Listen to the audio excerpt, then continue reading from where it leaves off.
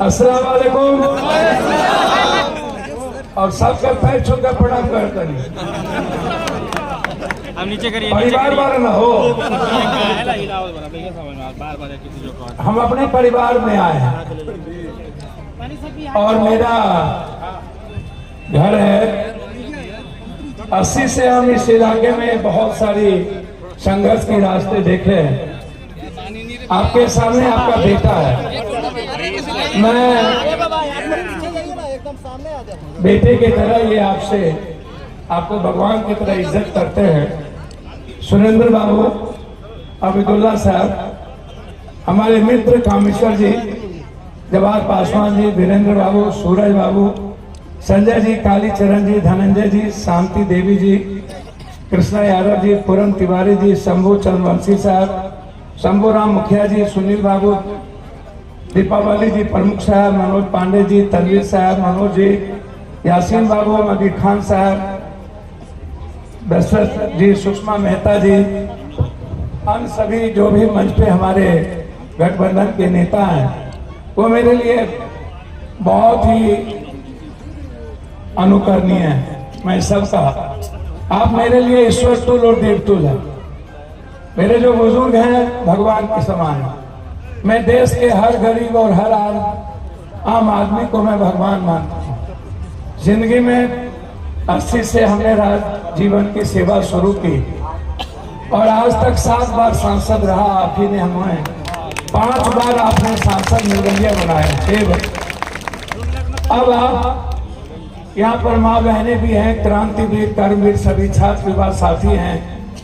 आप उम्मीद है, इस देश की विश्वास है, आप में हम सपना देखना चाहते हैं। देखिए, मैं 2-3 बात कहने आया हूँ। पहली बार कहने आया हूँ नरेंद्र मोदी जी के बारे में। जिन लोगों के मन में, चाहे चौधरी हो, शाह हो, कलवार हो, नुनिया हो, चंद्रवंशी हो, कुम्हार हो, मेहता हो, कुर्मी हो, यादव हो, जो भी हो, मैं नरेंद्र में 7 बार एमपी में 6 बार रहा, 1 बार एमएलए रहा 89 से।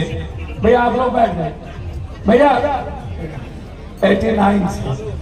मैं सिर्फ आपको कुछ बताऊंगा। 11 साल से नरेंद्र मोदी जी इस देश के थे। 11 साल।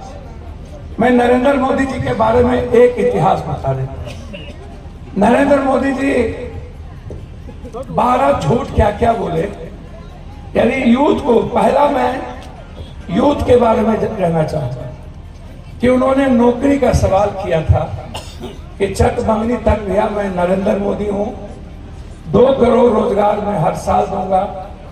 मैं पहले जादव छोड़ के अन्य पिछड़ी जाति से बात कर रहा हूं, ईबीसी से बात कर रहा हूं। देखिए, नरेंद्र मोदी जी का झगड़ा मुसलमानों से नहीं है। मैं आपको बहुत क्लियर बता दूं, मुसलमान कितना है? 20 करोड़ मात्र, और हम लोग हैं 123 करोड़। कभी मुसलमान आपसे इस जन्म में क्या 7 जन्म में लड़ेगा? बहुत क्लियर बता रहा हूं। मैं ताली मत हो जाना, मेरी बात गौर से सुनो। आज तक मुसलमान कभी नहीं लड़ा किसी से। इनका मतलब है मुसलमान को नफरत के बीच में खड़ा रखना। ये नहीं लड़ सकते। जमात के बारे में कोरोना में जो बात कही थी, मेरा एक ट्वीट आप पढ़ लो। मैं जो सदन में बोलता हूं, वर्ल्ड के 5 बार अवार्डेड एमपी हूं। मैं दुनिया में कभी किसी पीएम सीएम को कुछ नहीं बुझा, मैं ना समझूंगा। ये लोग जितना हम बांटते हैं उतना ही लोग लूटता है। ताली मत बजाइए। जितना ही लोग लूटता होगा उतना तो हम बांट दिए होंगे, तो इनको हम क्या समझेंगे? आप हमको बताइए ना। एक ये जात पात हिंदू मुसलमान करता है और हम इंसान को, किसी भी जात को भगवान मानते हैं। हमने कभी जात पात नहीं। नरेंद्र मोदी जी, आप हमको एक बात बताइए। दूसरी बात आप हमको बताइए, आप कहते हैं मुसलमान घुसपैठी या जमीन। बांग्लादेश कहाँ है? पाकिस्तान कहाँ है? झारखंड के कोई भी सटा हुआ बॉर्डर है जहां से घुसपैठ हो सकता है? मैं बहुत क्लियर आपसे पूछ रहा हूं, नहीं हो सकता है। चलिए, नरेंद्र मोदी जी, पहली बार आपने बाबूलाल मरांडी को अडवाणी ने मुख्यमंत्री बनाया। इस झारखंड को बनाया किसने? इस झारखंड के बनाने में शिबू सोरेन जी, यहाँ के आदिवासी और झारखंड के लोगों की कुर्बानी, जितने लाश गिरे, और उसके बाद शिबू सोरेन और हम तिहाड़ जेल में बंद हो गए। तिहाड़ जेल हम दोनों, शिबू सोरेन जी कितना उनको यातनाएं दी, कितना रोते थे, रात रात भर मुझे पता है उस पर कितने जुल्म किए गए थे। अंत में शिबू सोरेन जी और लालू यादव जी ने मिलकर झारखंड का निर्णय लिया। कोई बीजेपी वाले ने झारखंड का निर्णय नहीं लिया, अटल जी उस वक्त सरकार में, लालू यादव जी और शिबू सोरेन जी ने समझौता किया और बिहार झारखंड को दोनों माँ और मौसी, एक तरफ माँ दूसरा तरफ माँ और मासी, मासी का मतलब माँ जैसे, समझ रहे ना बात को। ये दो लीडर, अटल जी जब प्राइम मिनिस्टर थे तो सबसे पहले 23% फैक्ट्री बंद हो गई और पहली फैक्ट्री बंद हुई पीसीसी की, अटल जी के रहते जब झारखंड बना। बाबूलाल मरांडी सीएम बने, हम उनको गलत सीएम नहीं कहते हैं और हम उनको बुरा नहीं कहते हैं। बुरा किसने कहा बाबूलाल मरांडी को? बीजेपी के लोगों ने उनको कहा ये चोरी किया है, ये गलत आदमी है, और उसको पार्टी से निकाल दिया। और बीजेपी सबसे पहले आदिवासी में बाबूलाल मरांडी को बर्बाद, मरांडी समाज को आदिवासी से बर्बाद किया। तब आए मुंडा जब यहाँ से पैसा पहुंचाने में दिक्कत हो गई, उन्होंने कहा कि मेरे औकात की बस की चीज नहीं, इतना पैसा मैं नहीं पहुंचा सकता हूं। तब मुंडा को इसने बर्बाद किया। फिर आदिवासी नहीं, एक को मुंडा को बर्बाद करके इसने घर बैठा दिया और दिल्ली बुला लिया। तब आप याद कीजिए, आज इसके पास 5 सीएम। एक सीएम कांग्रेस ने बनाया, मधुपुरा। कांग्रेस ने कब बनाया सीएम? कांग्रेस ने तब बनाया था जब मधुपुरा इंडिपेंडेंट एमएलए बने, तब तक उस पर चोरी का कोई आरोप नहीं था। जब वो सीएम बने और उन पर कई आरोप लगे, यही बीजेपी वाले ने लगाए, तो कोरा को बीजेपी वाले जबरदस्ती ईडी सीबीआई करके जेल में छोड़ दिया। तो पहले समाप्त किया मरांडी, तब समाप्त किया मुंडा, और तब समाप्त किया कोरा। 3 आदिवासी वर्ग, समझते चलिए, और इसको जेल में बंद कर दिया। ठीक, अब आइए चंपा सोरेन। हेमंत भाई ने हमारे छोटे भाई की तरह, हम दोनों खून हैं। हेमंत भाई ने अपनी पत्नी को सीएम नहीं बनाया, अपने भाई को नहीं बनाया, शिबू सोरेन के वर्कर को सीएम बनाया। बीजेपी वाले ने उनके पीठ में खंजर होकर आया, बोला तुम मेरे साथ आओ, पैसे देके खरीदे, पहले उसको चोर कहा और फिर अपने साथ दे दिया। अब आइए बड़का चोर का नाम मैं बोलता हूँ। बड़का चोर का नाम जानते हैं आप लोग? नहीं जानते? आए जोर से बोलिए, रघुवर दास। ठीक है, रघुवर दास 85% पैसा रंगा बिल्ला को पहुंचाने लगे। देखिए, 4 गिद्ध है, गिद्ध समझते हैं? नटवर लाल समझते हैं? सुप बाजे तो बाजे, चलनियों बाजे। बड़े मियाँ तो बड़े मियाँ, छोटे मियाँ सुहान अल्लाह। एक तो बेटा पेशाब कर रहा था, बोला रे तू खड़े पेशाब करता है, बाप संस्कार नहीं दिया। उसको पकड़ ले, दिल्ली गया, देखता है बाप छते पर। समझिए मेरी बात। अब मैं ये 5 मुख्यमंत्री इनको से 4 आदिवासी मुख्यमंत्री को इसने जमीन पर बैठाया। ये मारना कैसे जानता है, इसको समझिए। और रघुवर दास जो पैसा पहुंचाया उसको गवर्नर दिया। अब गवर्नर क्यों बनाया उड़ीसा का?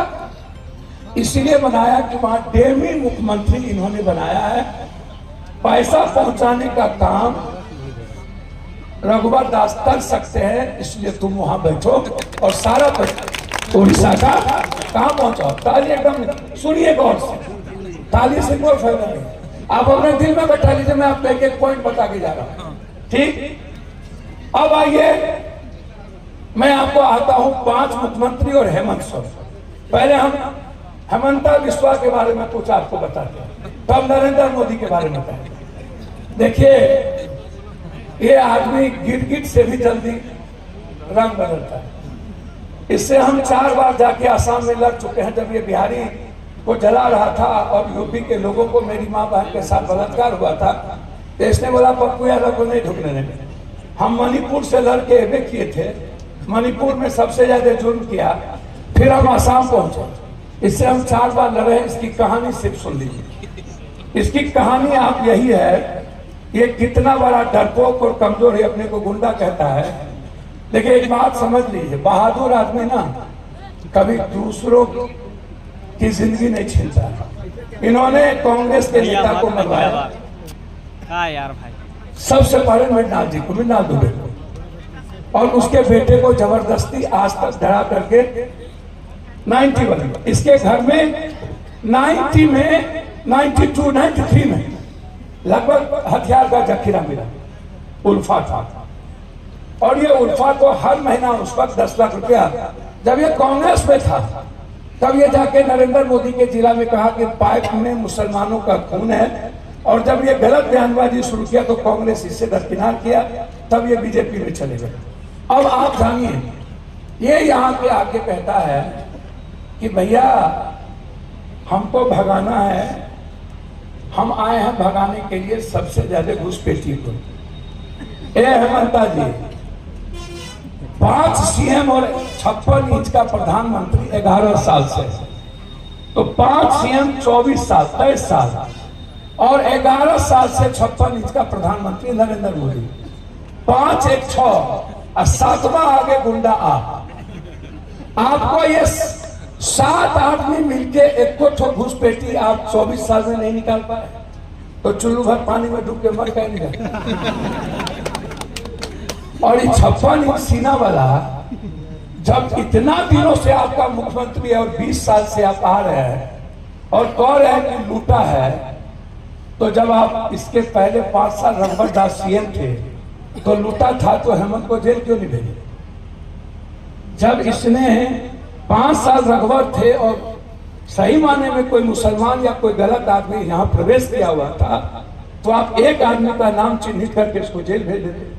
तो आपको 20 साल में एक भी मुसलमान नहीं मिला, एक भी दलित नहीं मिला, एक भी आदिवासी नहीं मिला। और हेमंत सोरेन पर 5 साल रघुवर दास सरकार में रहे, एक आपने आरोप नहीं निकाल पाया। अब मेरी सरकार है, अब गया यह मामला। हेमंत बिस्वा क्या करता है जानिए।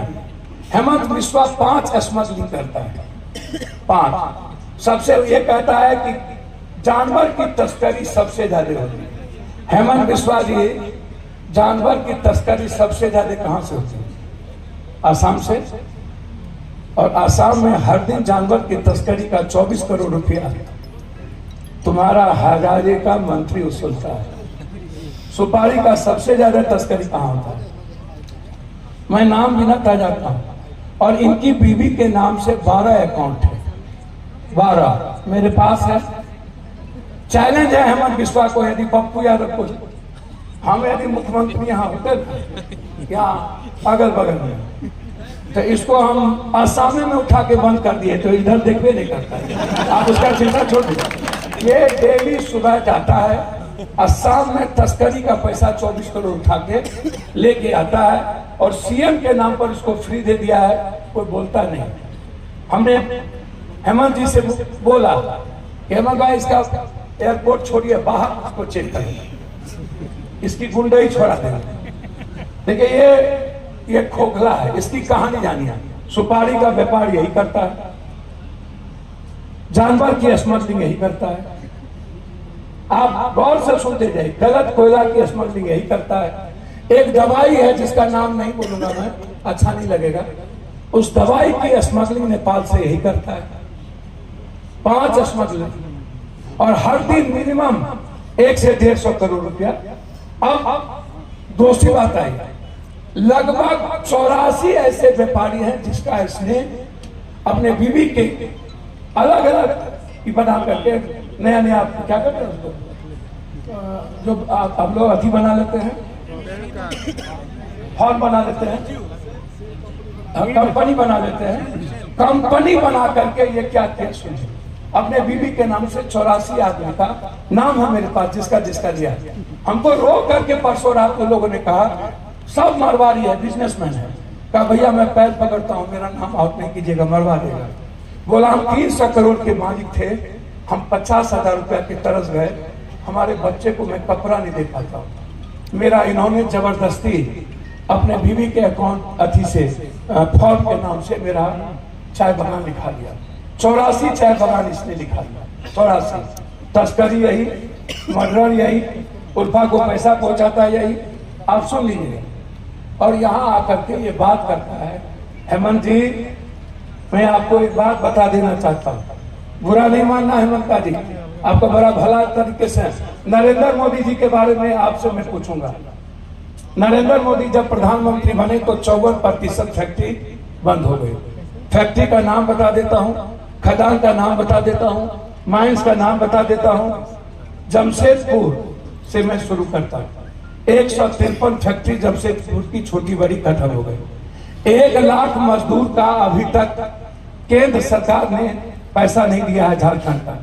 1 लाख। नरेंद्र मोदी जी के आने के पहले मनमोहन सिंह जी की जब सरकार थी तो अंतिम फैक्ट्री लगी थी जिंदल के द्वारा, स्टील प्लांट। मनमोहन सिंह जी की जब सरकार थी तो अंतिम एजुकेशन हब खुला था सेंट्रल केंद्रीय विश्वविद्यालय रांची में 2009 में।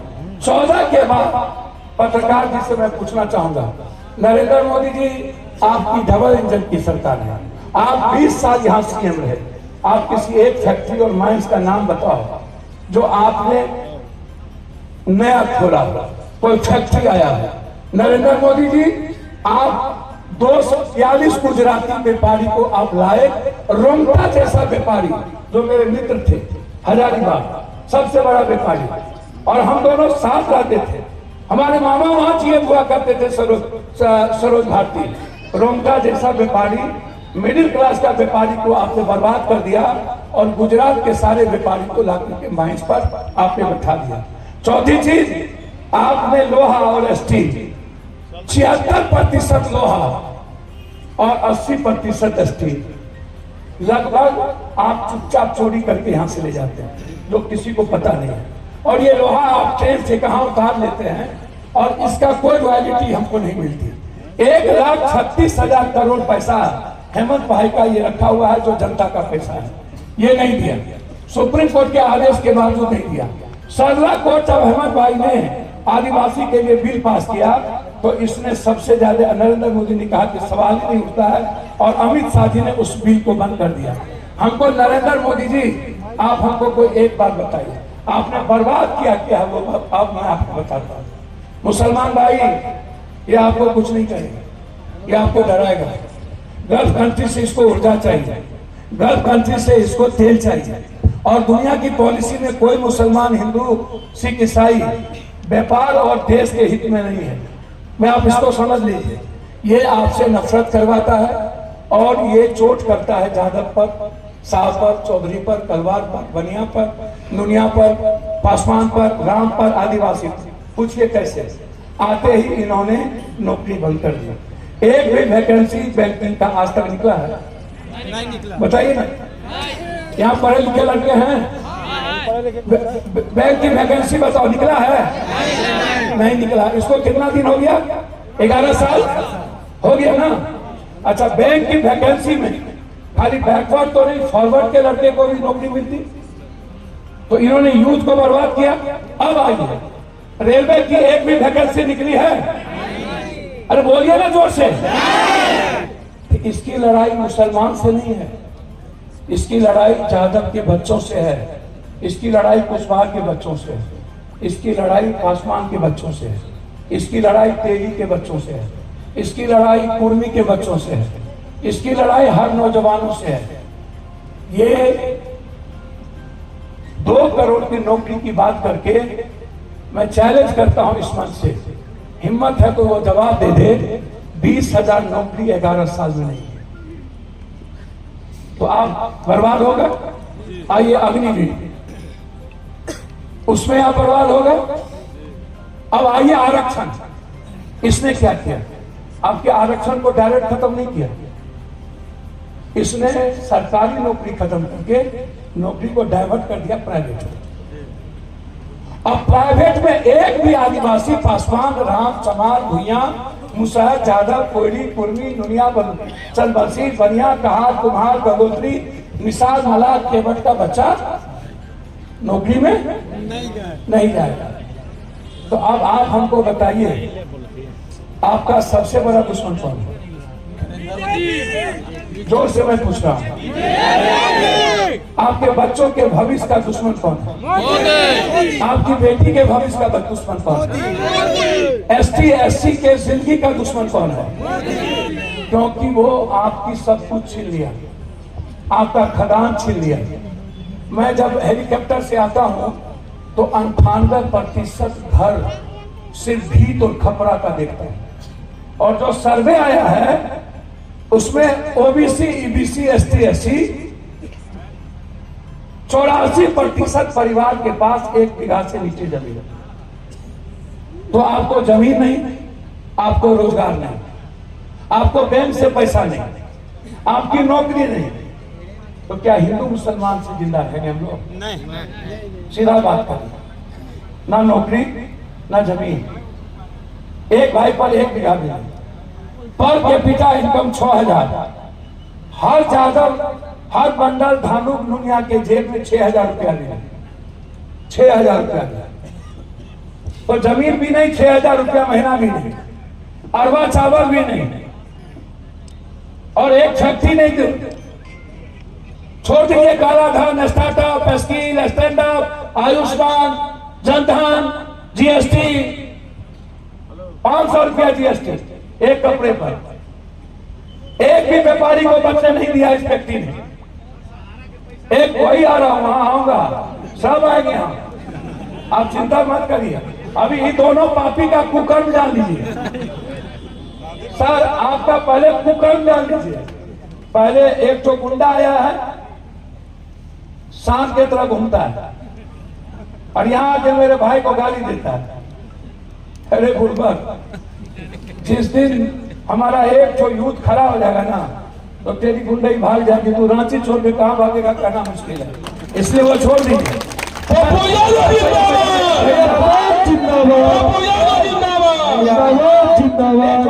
कुकर्म मैं बता रहा, नरेंद्र मोदी जी से मेरा सवाल है कि 24 सालों में, 11 सालों में कोई एक एक्सप्रेसवे नहीं, कोई 6 लेन नहीं, कोई IIM नहीं, कोई IIT नहीं, कोई इंजीनियरिंग कॉलेज नहीं, कोई मेडिकल कॉलेज नहीं।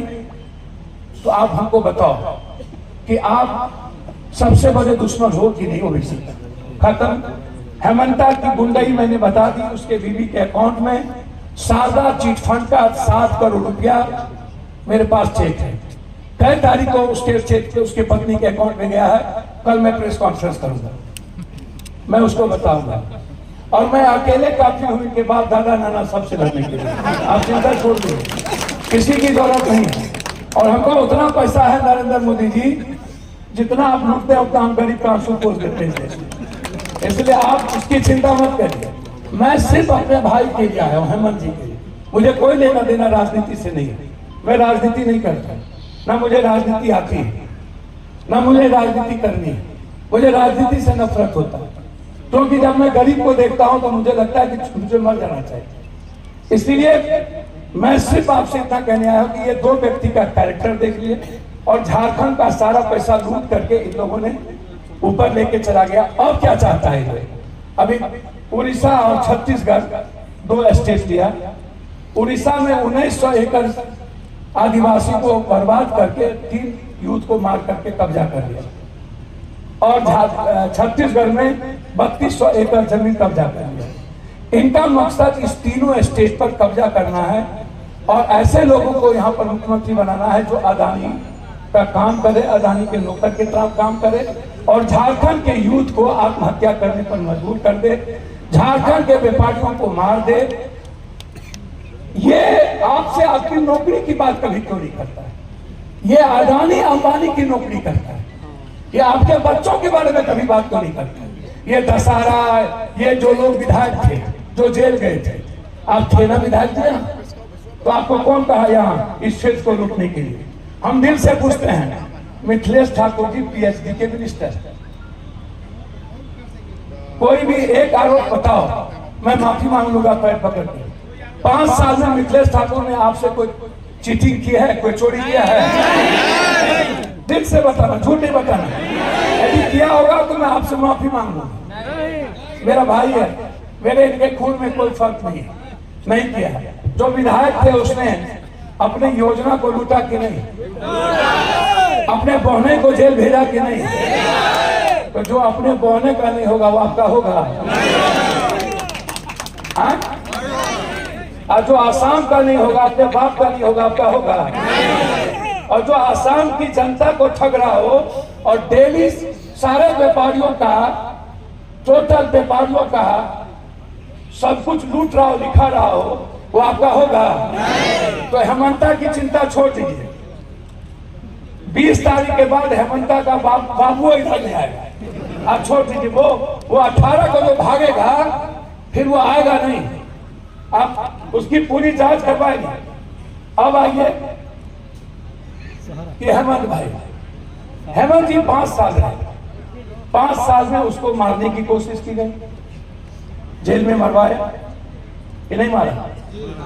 सरकार तोड़ने की कोशिश की नहीं? सरकार गिराने का कोशिश हुआ कि नहीं? और जिस केस में हेमंत जी को जेल भेजा वो केस हेमंत पे था ही नहीं और उसमें जेल भेज दिया। ठीक, अब हेमंत जी जब निकले तो क्या किए? सबसे पहले नरेंद्र मोदी से पूछिए, आपका जितना राज है, राहुल गांधी और हेमंत जी ने मिल करके 500 रुपया में गैस सिलेंडर जहां जहां कांग्रेस की सरकार है वहां दे रहा है कि नहीं? तो जब जहां कांग्रेस की सरकार है वहां 500 सिलेंडर, हर माँ बेटी को 3000 रुपया। राहुल गांधी जी ने कहा कि यहाँ भी आप हेमंत जी निकलते ही मैया योजना शुरू की। दिसंबर से हर घर में 20,000 रुपया जाएगा कि नहीं? 2,500 रुपया का मतलब। अच्छा, उसमें कोई जात है? आदिवासी है? कोई ब्राह्मण है? भूमिहार है? ये सब जात जो गरीब है सबकी माँ को जाएगा। तो हेमंत ने सब जात के लिए क्या किया, आदिवासी के लिए किया? 200 यूनिट जो बिजली जो उन्होंने दिया, सब जात के गरीब को दिया कि आदिवासी को दिया? बिजली बिल माफ किया, सब जात का किया कि आदिवासी का किया? कृषि का ऋण माफ किया, सब जात का किया कि आदिवासी का किया? इंटर कॉलेज हर ब्लॉक में खुलेगा, सब जात के लिए कि आदिवासी के लिए? जीरा में मेडिकल कॉलेज खुलेगा, सब जात के लिए कि आदिवासी के लिए? Kidney, cancer, brain tumour, heart और जांच free, ultrasound, CT scan, MRI और जांच, ये इन्होंने कहा कि सब जात के गरीब के लिए फ्री। तो ये दिसंबर से आपके किसी भी इलाज में पैसा नहीं लगेगा। आदिवासी को नहीं लगेगा कि सब जात को नहीं लगेगा? तो वोट किसको मिलना चाहिए? मुख्यमंत्री कौन बनना चाहिए? ये गुंडा, ये अदानी, कौन बनेगा मुख्यमंत्री? वो हेमंत मुख्यमंत्री कब बनेगा? जब आप को जिताएंगे। कौन जीतेगा? ये नेता मत समझिएगा, ये मूलधन है आपका और हम सूद ब्याज है। क्या है? जो काम इनसे नहीं होगा हमारे पास आ जाइएगा। एक भी यूथ, एक भी किसी जात के गरीब, कोरोना में पूरी दुनिया की मदद अकेले की है। पूरी दुनिया 2000 रुपया हर गरीब के अकाउंट में भेजे, अकाउंट के द्वारा। अकाउंट है मेरे पास जो मोदी जी के पास नहीं है। 7 करोड़ का रेमडेसिविर मंगाया हम बाहर से। कोई गरीब नहीं होगा जिसको सुई नहीं भेजे। कोटा से 12 ट्रेन भेजे। आप छोड़ दीजिए चिंता। इसीलिए मैं आपसे इतना कहने आया हूं, ये सामने में मिथिलेश बाबू, कौन चुनाव चीज? मैं वादा करके जाता हूं आपको 2 बार। 25 तारीख से लोकसभा है, 3 करोड़ लोगों का सहारा का पैसा बाकी है तो हेमंत जो अमित शाह रख लिया। जब तक सहारा का पैसा हम नहीं लौटवाएंगे तब तक पप्पू यादव हाउस नहीं चलेंगे।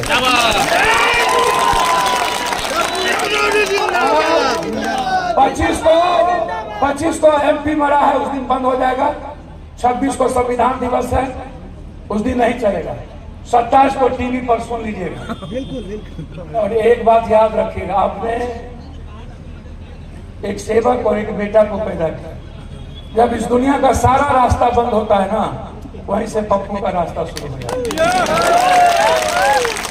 सामने में कोई हो, आपकी न्याय के लिए ना हम भगवान से डरते हैं ना धरती पर किसी से। सारा का पैसा जब तक नहीं लौटाएंगे तब तक हम चैन से नहीं रहते। और दूसरी चीज, बीजेपी के रीजन में जिस मजदूरों का 11 साल से पैसा नहीं मिला और जिसको फैक्ट्री से निकाल दिया गया और जिस माइंस पर कब्जा कर लिया है, तब तक हम लड़ेंगे सदन में जब तक हम अपने झारखंड के मजदूर को हम लोग रोजगार नहीं देंगे और उसका पैसा नहीं होगा, तब तक पप्पू यादव चैन से नहीं रहेंगे। एक ना भैया। और अंत में आप अपना सब कुछ हम पर छोड़ दो। आपकी लड़ाई हम जिंदा जब तक हैं, एक तरफ राहुल गांधी होंगे सदन में, एक तरफ पप्पू। जब तक हम दोनों जिंदा हैं, आपके आरक्षण को कोई छू भी नहीं सकेगा, चैलेंज नहीं कर सकेगा। राहुल गांधी और पप्पू यादव के रहते इस देश में जाति जनगणना होके रहे, याद रखिए, गरीब को बदला। और अंतिम चीज, ये जाति जनगणना हो गई, अब आप आइए अंतिम चीज। एक बात का ख्याल रखिएगा, जो यूथ है नियोजित संविदा, ममता, आशा, आंगनबाड़ी, ये जो मार रहे हैं ये लोग आंगनबाड़ी को और संविदा पर, हमारे यूथ को अग्निवीर पर, मैं वादा करता हूं आपको अग्निवीर ये भी खत्म होगा। वादा करता हूं आपको किसी भी कीमत पर स्मार्ट मीटर नहीं लगने देंगे। मैं वादा करता हूं आपको कि किसी भी कीमत पर आंगनबाड़ी सेविका, इसकी रोजगार के लिए, इसके न्याय के लिए हर कीमत पर लड़ेंगे। आप मिथिलेश जी के लिए, अपने बेटे की तरह बुजुर्गों से, आप मेरे लिए पीछे में बैठे पिता के समान हैं। और पप्पू आपके संस्कार से दुनिया से लड़ा है। और कभी मैं चैन से नहीं बैठता हूँ, 1 घंटा सोता हूँ, 1 घंटा। मेरे पास कुछ नहीं बचा, 9000 बीघा था, सब दे दिए हम। 60-70 बीघा जमीन बचल होगा मेरे पास। बाप दादा नाना सब खत्म हो गया, मेरे पास आप बचे हैं। और मैं आप जितना दिन जीऊंगा सिर्फ आपकी खुशियों के लिए जीऊंगा और अपने परिवार के बच्चों के लाइफ के लिए जीऊंगा कि उसकी जिंदगी पर कोई चैलेंज न कर सके और उसको कोई खत्म न कर सके। मैं यही कहने आपसे आया था, इन्हीं शब्दों के साथ। कई नंबर पर, कई नंबर पर भाई को मारा पिना दे, जोर से हाथ उठाइएगा साहब, जोर से। और एक बात याद रखिएगा, मिथिलेश ठाकुर और पप्पू यादव के रहते किसी भी सनातन विचार पर कोई चैलेंज नहीं कर पाएगा। जब तक जिंदा है, हमारे लाश पर चल के सनातन के विचार को कोई कुरेद सकता है, ये ख्याल रखिएगा।